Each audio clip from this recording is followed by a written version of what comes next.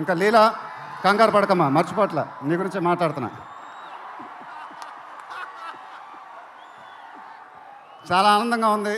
చాలా రోజుల తర్వాత మన తెలుగు అమ్మాయి ఒక పెద్ద హీరోయిన్ అవ్వటం. She's one of the most dedicated and hard working actresses I've ever worked with. ఆ అమ్మాయికి షార్ట్ ఉన్నా లేకపోయినా అక్కడే ఉంటుంది, మేకప్ ప్లాన్లోకి వెళ్ళదు. నాకు కానీ మా ఎంటైర్ టీమ్కి we are all very very fond of her. And ఈ అమ్మాయితో డాన్స్ వేయటం, వామ్మో అదేం డాన్సు, హీరోలందరికీ తాట ఊడిపోద్ది.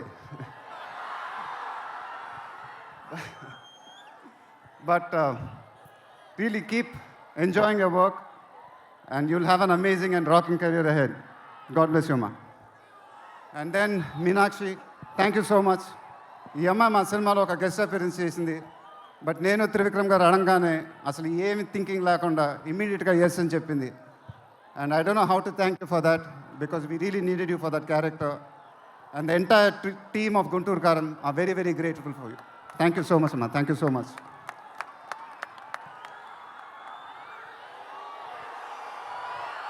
అండ్ ఇంకెవరి గురించి చెప్పాలి? తమన్ ఎక్కడో, తమన్ దా.